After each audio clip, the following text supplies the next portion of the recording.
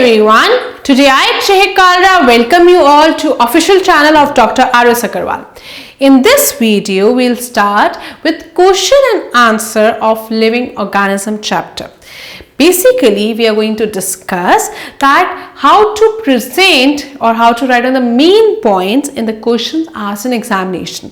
So all of you are requested to first see the video in which I have explained the entire chapter and then come on to this video where we will be discussing about the question and answer of chapter living organism and their surrounding. Okay, so let's begin now. First question. What is adaptation? Adaptation क्या होता है? जो हम changes अपने अंदर लाते हैं ताकि हम उस surroundings में रह सकें.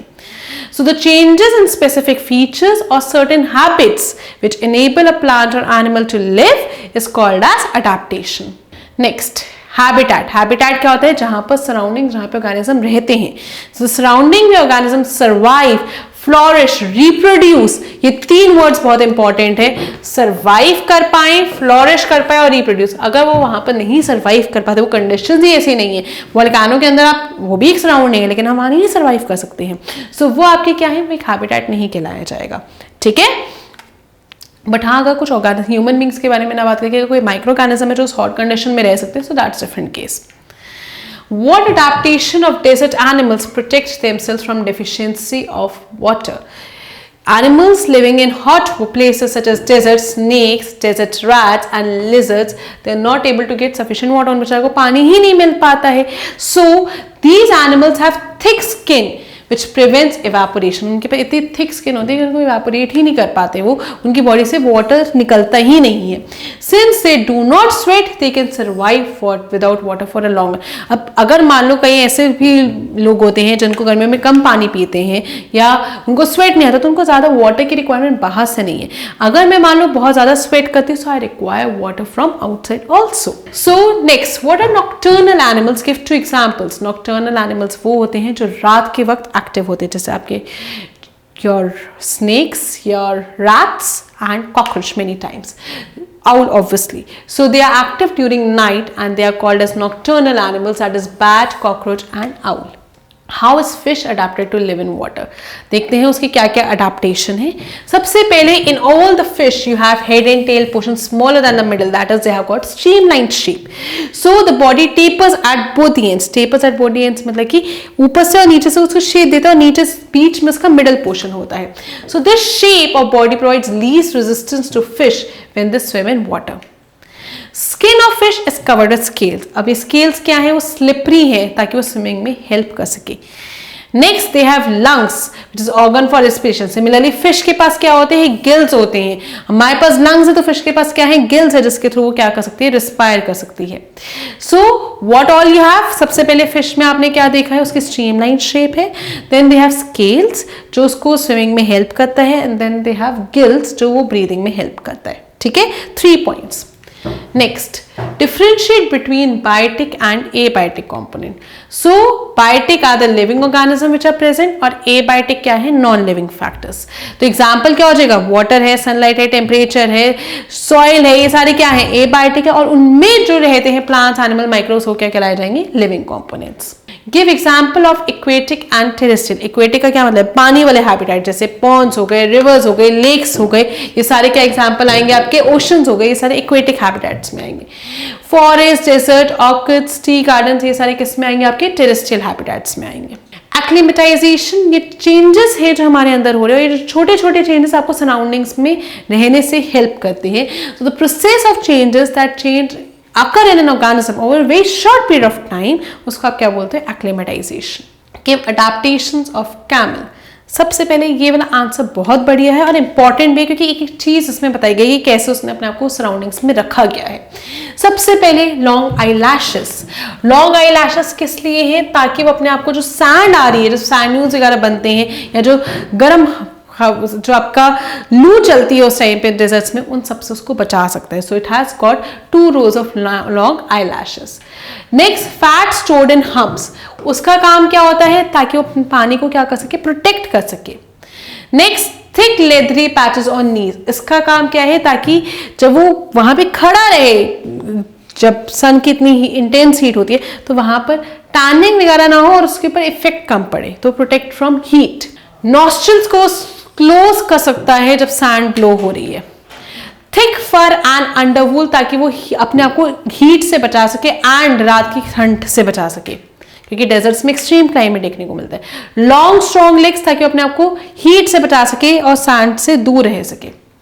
Broad flat leathery pads at bottom of their hooves, उससे क्या होता है वो अपने आप को ग्रिप दे सकता है इजिली ग्राउंड पे, ठीक है, without sinking into the sand. Give adaptation of rats and snakes in desert, ये रहते ही नीचे है, बरोस में रहते हैं, और जब ऊपर आते हैं तब वो लोग क्या करते हैं, तभी रात के वक्त ऊपर आते हैं and then they can easily move in that direction. Okay, so rats living in desert areas, ध्यान से सुनो, उनको कैंगरू रैट्स कहते हैं, ठीक है। So they have the following adaptation to live. The front feet of kangaroo rats, they are smaller to handle the food, while their back feet are large in order to leave quickly from the predators. उनकी legs इस तरीके से है, जो front feet है वो food को handle करने के लिए, और जो बैक फीट है वो प्रेडेटर से बचने के लिए। उनके पास शार्प क्लॉज होते हैं ताकि वो अपना घर बना सके, दैट इज बरोस। स्नेक्स के पास ये अडेप्टेशन है, सबसे पहले उन्होंने अपने आप को अडेप्ट करा हुआ है कि उनको पानी कम चाहिए, वे water is more scarce. Also they do not need food on daily basis, उनको हर रोज खाना नहीं चाहिए। The body colour of many desert animal mimic the colour, यानी कि वो इससे क्या कर सकते हैं, कैमोफ्लैज कर सकते हैं अपनी सराउंडिंग्स के हिसाब से। Give adaptation of cactus to live in desert. सबसे पहला थिक वैक्सी स्किन है ताकि वो अपने वाटर को लूज ना करे। नेक्स्ट पाइन्स है ताकि वो ट्रांसपिरेशन को रिड्यूस कर सके। नेक्स्ट लार्ज स्टेम है which can store water. Next wide spread root, stem roots है जो बहुत नीचे तक जाते हैं ताकि वो वाटर को क्या कर सके, एब्सॉर्ब कर सके। Give adaptation of mountain plants. Mountain plants में क्या क्या है, सबसे पहले पॉइंटेड लीव्स है। वो पॉइंटेड लीव्स का पर्पस क्या है, ताकि वो जो स्नो है या जो रेन है वो नीचे गिर सके, ठीक है।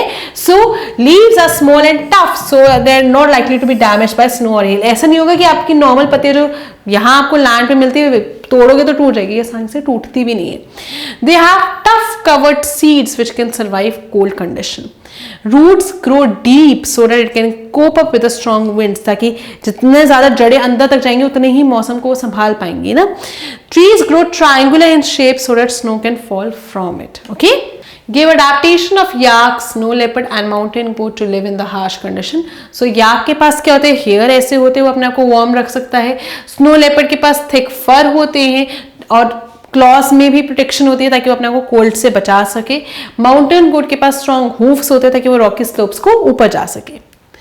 अडेप्टेशंस ऑफ लायन, सबसे पहले स्किन कलर है जिससे वो कैमोफ्लैज कर सकता है। आईज है, स्ट्रॉन्ग सेंस ऑफ स्मेल है जिससे वो अपने प्रे को पकड़ सकता है।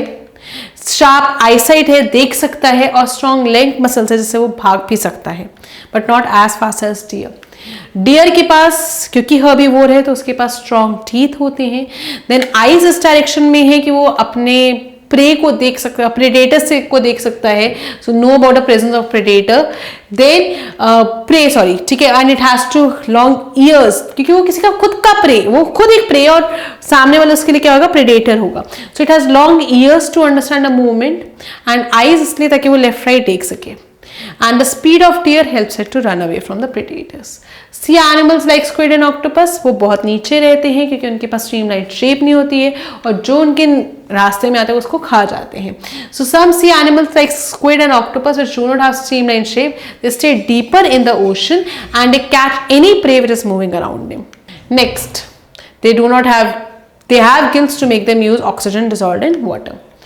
सी animals like dolphin and octopus, इनके पास गिल्स नहीं होते हैं, and they have nostrils and blow holes, और वो ऊपर जनरली रहते हैं ताकि वो ऑक्सीजन को यूज कर सके। So they allow them to move और breathe when they swim through the surface of water. They can stay inside the water for a long time without breathing, but they do come out time to breathe in the air. Adaptation of aquatic plants, size बहुत छोटा होता है, and the main function is to hold a plant in its place, एक ही जगह पे वो रुके रहे। The stem of these plants hollow है, लाइट है। क्यों hollow और लाइट है, ताकि वो एक जगह पर buoyancy उसको मिल सके, ताकि वो फ्लोट कर सके upon the surface of water, और जो लीव्स है, फ्लावर्स है, वो क्या करते हैं, फ्लोट करते हैं। Some aquatic plants are totally submerged in water. वो पूरे पानी में submerged होते हैं. All parts of such plant they grow under the water. वो आपके पानी के नीचे रहते हैं. Some of these plants have narrow and thin ribbon-like leaves. They can be bent in the flowing water. In some submerged plant, leaves are often highly divided. और उससे क्या होता है कि वो water को damage नहीं करते. यानी कि divided का मतलब है कि पानी easily flow करता जाएगा और leaves को कोई फर्क नहीं पड़ेगा. फ्रॉग की अडेप्टेशन दोनों में रह सकता है. पानी में रहने के लिए वो गिल्स यूज करता है और लैंड पे के लिए your lungs. So frogs usually have ponds as their habitat. They can live both inside the water and can move on land. They have strong back legs जिससे वो लीप कर सकते हैं and they catch their prey and they have webbed feet which help them in swimming the water. Give characteristics of living beings. So you have respond to environment, different levels of organization, cell से बना हुआ, reproduce, obtain and use energy, grow and develop. सारे points आप लोगों को बताए भी गए थे. मतलब कि न्यूट्रिशन है, देन रेस्पिरेशन है, देन ट्रांसपोर्टेशन है, एक्सक्रीशन है, स्टिमुलाई का रिस्पॉन्स है, लोकोमोशन है. ये सारे आपके क्या आएंगे? करेक्टरिस्टिक्स आएंगे. Difference between living and non living. Living things can move on their own, non living things नहीं कर सकते. Living things grow with time, non living things they do not grow with time. Living things को air चाहिए यानी कि respiration, वो नहीं करते हैं. लिविंग थिंग्स को न्यूट्रिशन चाहिए, नॉन लिविंग्स को नहीं चाहिए. लिविंग थिंग्स स्टिमुलाई फील कर सकते हैं चेंजेस में, नॉन लिविंग थिंग्स नहीं कर सकते. लिविंग थिंग्स रिप्रोड्यूस करते हैं, non livings can't. And then are the examples. Okay, so with this we have discussed all important question and answer of chapter living organism and their surrounding. We have discussed all of the important question and how to write down the answers. Okay, if you still have any doubt, you're free to ask me in the chat section. Thank you.